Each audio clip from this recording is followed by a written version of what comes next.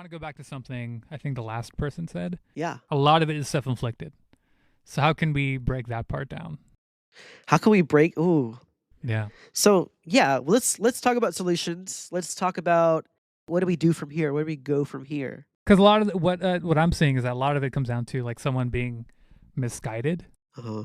and now you can live in a pocket universe where you're around other people who are misguided, and only a certain amount of them are like full on fucking weird ass like full on incel, full on misogynistic, full on like deeply negative things you think about. Yes. I would say in that group, only a smaller number of them are that, and the rest of them are just misguided. So if you're saying like all women suck, and because a girl's mean to me last week, I'm gonna be like, yeah, dude, you're right, and they hang on to every word Yeah. you're saying because it's male. There you go, another word I was looking for earlier, male validation. So it doesn't only apply to women; it applies to men too. Men will do and say things to make the men around them like them more, and in some ways, it's more valuable than like female validation. But you're right. It is really a small number. I mean, I feel like at least it is really a small number within those groups that truly, truly, really feel and believe that way. Yeah, And all of those people across the nation are online. You know what I mean? because it's safer. Yeah, Trevor Noah. So he was talking about racism a long time ago, but he said bigotry doesn't withstand confrontation, which is why when you talk to these people directly, unless they're like a true full-on incel, when you start to question why they think the way they do, a lot of the times they don't fully know that. Like they'll feel it very strongly, but they don't know like the why of it all. Yeah. And then when you address those things, they go, huh? Oh, no, like they don't react against you. Yeah. I think if you're a guy and you're struggling with not accepting the reality that life isn't shitty and stacked against you and becoming a certain way that's going to disadvantage you, if you're that guy and your experience has just been, I've been hurt by women, I've been betrayed, I've been, not successful, and I've tried to be the good guy. I feel like the first step to really is to like come outside of yourself. Yeah. Like step outside of yourself. Like for a solid year, do life every day beside yourself and consider the possibility that reality can be different than what you've been experiencing.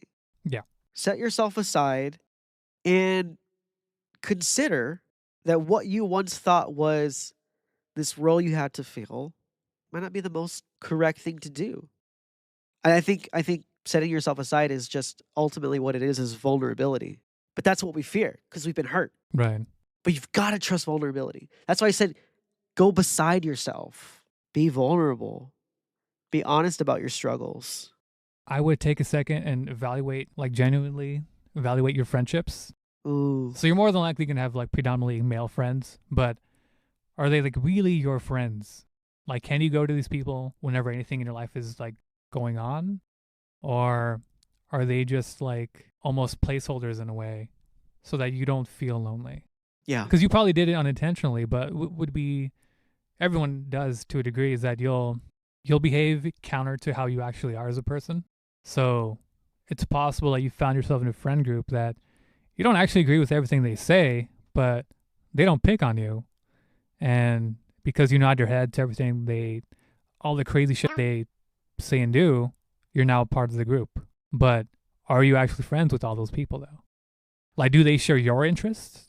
Or are you just going along with whatever they say? So if you wanted to go see Pink Panthers, they make fun of you for it. I'm not even joking.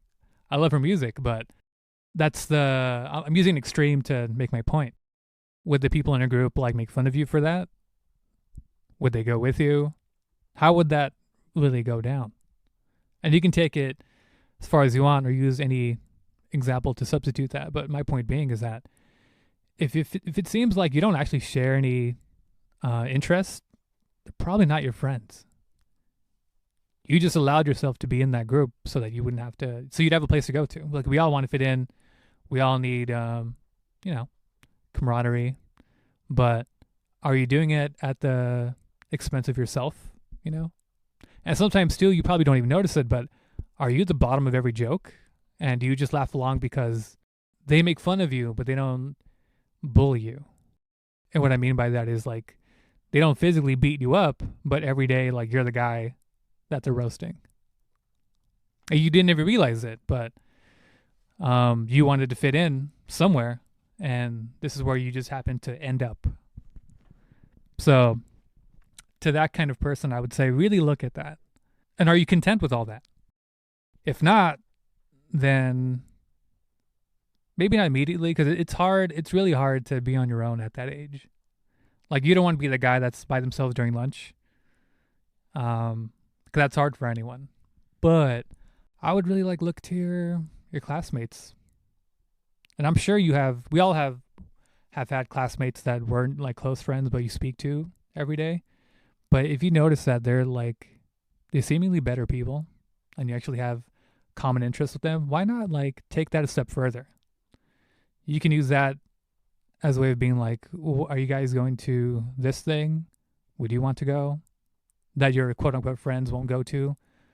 Or you can just ask like, hey, like, can I hang out with you guys during lunch? It'll seem funny, but it's one of those things where the scenario you have built in your head isn't as bad as the actual outcome. What is the adult version of that though? Ironically, very similar. Yeah, it's very similar. Like you don't have that social setting anymore that you're in every day. But I do see it all the time where like you'll be in public, you'll be at a show, at a bar, at a club. And it's very similar where you have like the one dominant dude and then the dudes around him just get off on everything he says. It's a very like yes daddy kind of mentality. And it's funnier now because they're grown men, but they still like laugh at like the dumbest fucking shit the guy says. And every once in a while it'll be like that typical like cringe alpha male kind of guy. And he'll say some like crazy out of pocket shit and no one says anything about it. Even though you can kind of see they will laugh a little less and they have a very like instinctive reaction of like, oh shit, that was kind of fucked up. But that's your guy, so you're not going to hold them accountable. But yeah, it exists in a very similar way outside of high school. Yeah. It exists, and unfortunately, you have to go find it. You have to go. You know what I mean? Yeah. Like if you don't go anywhere, you're not going to find it. I mean, you might find it online, but Online's actually a good place to look to. online is a great place. Yeah. But like physical connection, It is better. physical community, like it's leagues better. Not to Yeah. say you can't have a healthy relationship or a community online. But I think the end goal should always be like physical community. You know what I mean? Because that's how you'll actually get shit done. Yeah. You know? Yeah. Because then we can talk about broader issues like making real change in the world and shit like that. Yeah. But you got to go find it. Like in a club or like you said, a social setting, right? You're like, oh, clubs. I said, yeah, bars, clubs, shows. Bars, clubs, shows. Freaking, there's sports leagues out there. You can join like a soccer league, a baseball league. Yeah. Volunteering. You want to figure out where you can go to find a really cool dude? Volunteer regularly. Mm-hmm. The men who volunteer, I guarantee you. Tell him. Men who volunteer regularly, I guarantee you that guy is at least, He's been through shit. you know, he's either been through shit or he's got a good set of morals on him. You know what I mean? Like he's Both probably. yeah, both probably. Yeah. It sucks to say it, but like people don't. It's been noticed that charitable part of the equation goes hand in hand with like trauma. So if you really do want to meet more, down to earth people, go volunteer, because those people have probably been in a very similar situation as you, or if not, they have like their own set of trauma, so they can relate to like just shitty things, being in a shitty point in life. So they will get you, whether they've been through what you've been through or not. And they've also put in the work too, more than likely, or they're in the middle of putting in the work. And that's the other thing too, is that it kind of sounds like a chore out of context when someone says you have to go. Of course. You have to go do the thing, go put in the work. But if you've been like a social justice person, you know that putting in the work applies to everyone. One of the people who left a voicemail, they noticed that not everyone is thoroughly misogynistic. they tend to just have misogynistic tendencies. And I think I know what they're going with. So, how can you have tendencies of misogyny but not be thoroughly misogynistic? We're all a part of the same, whatever you want to call it, like System. toxic system. Society. We live in a society. We live in a society that loves, it was built on patriarchy, built on white supremacy, and so on. So we all actually have been raised with all these like really effed up tendencies.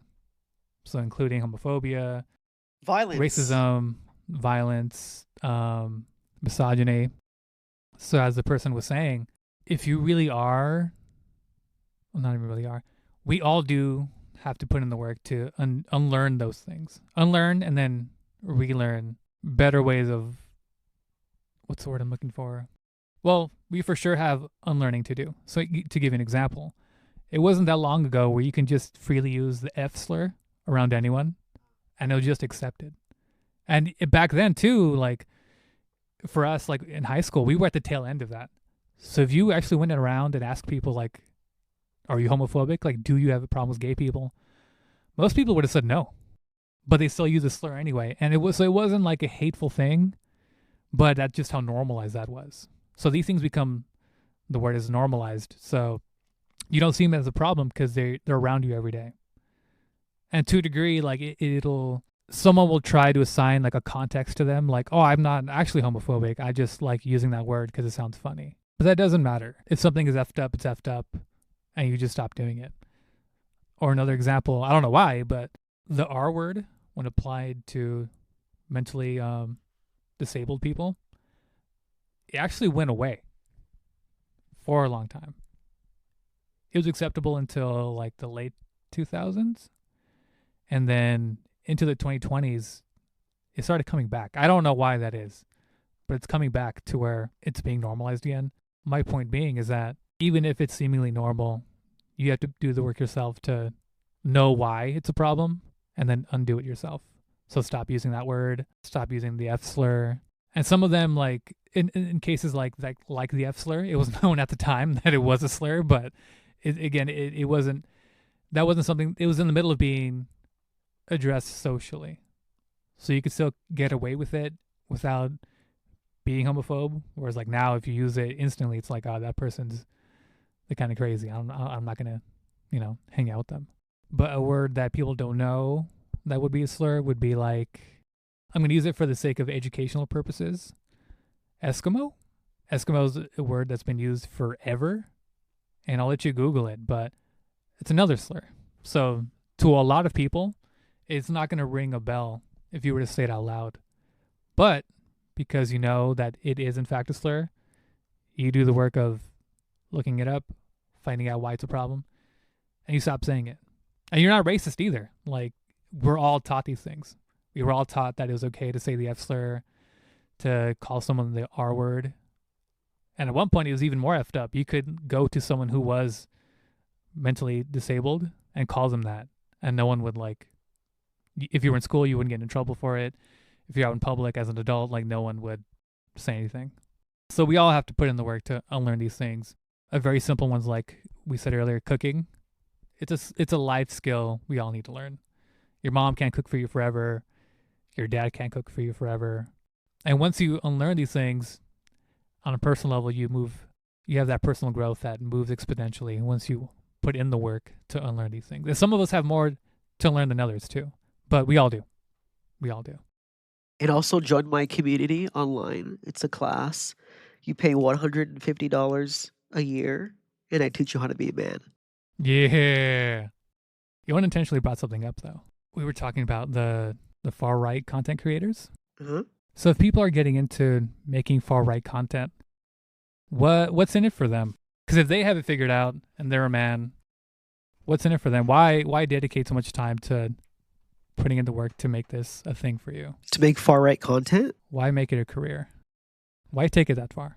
If you're a man and you got your shit going on, what does it matter? Ultimately, it's twofold, and one drives the other, or they both feed into each other. So, number one, it's influence. What comes along with influence? Power. control, stature. So there is a positioning. And 2, you monetize that. So money, influence and money. We got to it pretty quickly. Yeah. It feels good to be a leader. But also you get paid to do it. And you get paid to do it. So it's not altruistic. No. So along the way, does it get to a point where you can only, unless you're talking about like a skill that's been around for a long time, you're eventually going to run out of things to say.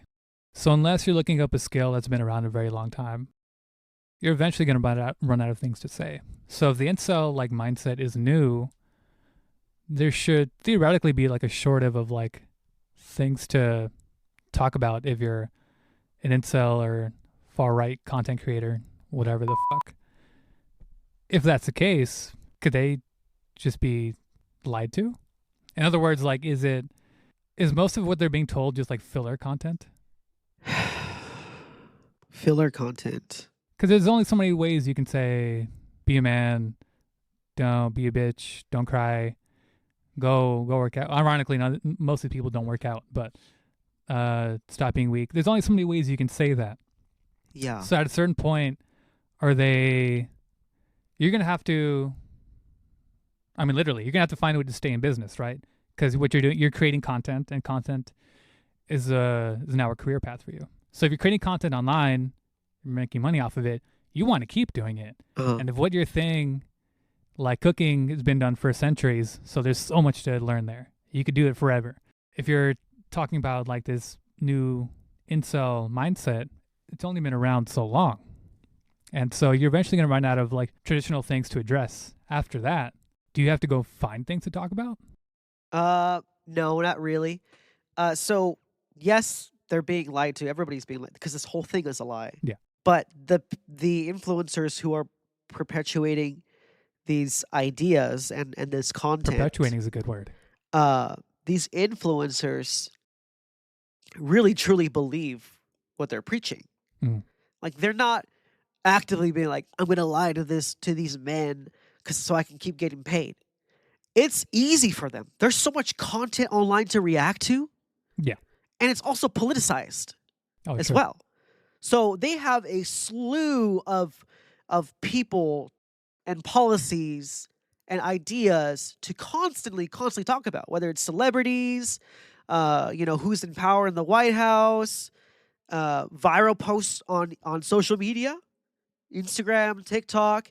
There's so much content out there for people to address because there's a constant vying for attention, right?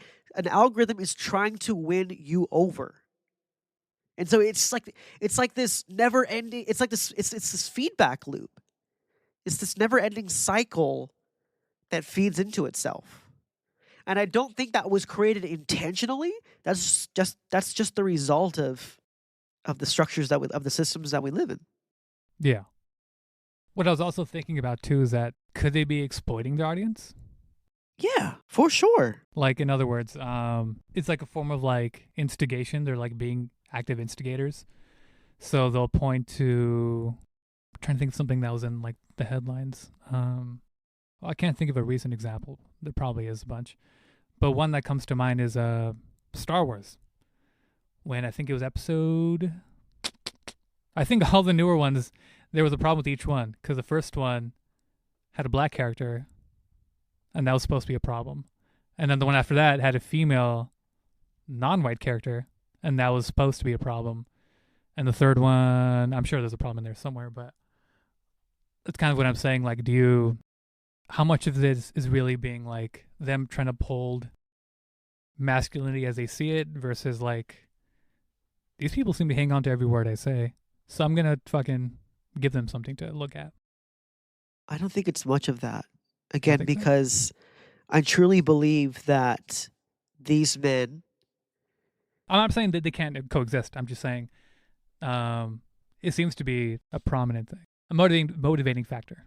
Exploitation? Yeah. I don't think they're consciously aware that they're exploiting in like an evil sense. I think it's so tied to culture and reality, their reality, that because the patriarchy is falling, because capitalism is failing, And we're seeing that in culture right now. That's how you get the culture wars. There is this war. So it's a response. It's a response. It's a response. Because my thought process was, a lot of it comes off as very like politician-like. Yeah. I'm going to keep going back to him, but like the clips I've seen of like Jordan Peterson, he speaks in like rhetoric. He doesn't speak like as a person would. It's very like rhetoric based. Like those people, he'll assign them a term, and those people, he'll assign those people a term, and then he'll assign terms for the things that they allegedly do. Politicians do that. The liberals want this from you. The leftists want this from you. A lot of ists they create along the way to get you to like compartmentalize and assign them things that are allegedly in their worldview, but also the worldview they're trying to push onto you is like, this is bad. Those groups do it. So stay away from them and be against that thing. So that's one thing I'm saying. Like there's a very like, maybe it wasn't intentional, but there's a very strong like cross in the Venn diagram. Politicians and like far right influencers have a lot in common in the way they approach all this shit. Oh, hell yeah. And that's one thing I would say to someone who's like any age, but if you're younger and you're like, you're seeing stuff online and you might agree with some of you might be one of those people that's like, well, I'm not an incel, but like, I agree with some of the stuff that Ben Shapiro says. If you're like a sympathizer, I would say this to you. Look at the way he's speaking, right? It's all in rhetoric. And then go to someone who's seemingly more like down to earth. You'll notice that the rhetoric goes away. They speak in very, it's not just everyday speak, but it's very, ironically, it's more like a rational way of addressing an issue rather than going like this group that, this group's bad, that other group's bad, and then trying to push a meaning onto it to you. Like who's a good example of someone who does that? Like Trevor Noah, if you've ever heard him speak. Bill Burr. He's another good person. He's another person to go to where he's older, so he hasn't done the reading the way a younger person would, but he's very like, he's a smart guy. Like, most comedians tend to be like smart people. So he's still seeing the problem that we're all seeing, but he's able to pick it apart, and he's not trying to like sell you a thing. Yeah. Whereas like a lot of the red pill dudes, they're like seemingly speaking to you. They're preaching your gospel, but they're also like, hey, what about this? Yeah. Like Alex Jones literally did that. He would sell things. He had products. And remember, he was supposed to be the guy that's like anti-everything. Yeah. Anti-establishment. He hated the Democrats and the Republicans. Fuck all this shit. Everything you see is a lie. Everything. Yeah. That TV show is a lie. That commercial is a lie. He took it to that level, and he would also say like there's always something behind it, whether it's like propaganda, or he would tell you they just want you to buy something. But he would also be like, oh, you can go to my website and buy these things, like things that you could already get at Target, but made at a much cheaper quality. So I'm like, how like I don't know, dog. That's in and of itself is funny. It is. It's ironic. Yeah. Like how much of this was this you really being sincere versus you just trying to create a space for yourself? Hell yeah. That's kind of also what I'm getting at too. Like it's a lot of this, it ties into politics, as you said. So if you go into like, there's headlines all the time, but if you go into, oh man, it's going to be a larger conversation because I don't want to deviate too much from this. But if you look at where the Republican Party is and you ask whether it's a politician or a person, you ask them, what do you like, what's the party about? Like, what do you stand for? They don't have an answer for you. They can tell you what they stand against, but they can't tell you what they stand for. Yeah. That's funny to me. So an example, it'll be like this big picture thing. We stand for Make America Great Again. We stand for God. Right. It's like these big ideologies that they don't even really know themselves. Yeah. What that is. Yeah. Like one example is like, see, it's usually in reaction to something. So an example would be like the Democrats are pushing for gay marriage. So their stance is always, well, we're against gay marriage. Right. And then you go down the list. We're against gay marriage. We're against the signing on bathrooms. And we're against universal health care. We don't want everyone to have health care. And so on. But what are you for? Like specifically, what's your where do you seemingly differ? Because it's supposed to be a difference of opinion. So one group feels one way, the other feels another way. But when you ask them directly, like, what do you stand for? And they don't have an answer for you. I was going somewhere with that, but I just felt like that was also worth saying. I've noticed I speak in buzzwords when we do these, like not intentionally, but because most of the time I already know what these words mean, but the people need to know. We're the People's Party. People. Dude, let's go eat pho. I have to use the restroom so badly. Let's go eat. Do you want pho? I want a lot of things. But are you? Yeah, would you eat pho right now? Yeah. All right, let's go. I have to use the restroom though. Okay, we'll go piss. It's raining outside, dog. It's gonna flood back in. All right, guys, we're gonna end this conversation here, and we'll come back to it another time. Maybe get some other voices or opinions on more solutions moving forward with this loneliness epidemic. So we had a great time talking about this, and we hope you guys had a great time listening. We'll see you next time.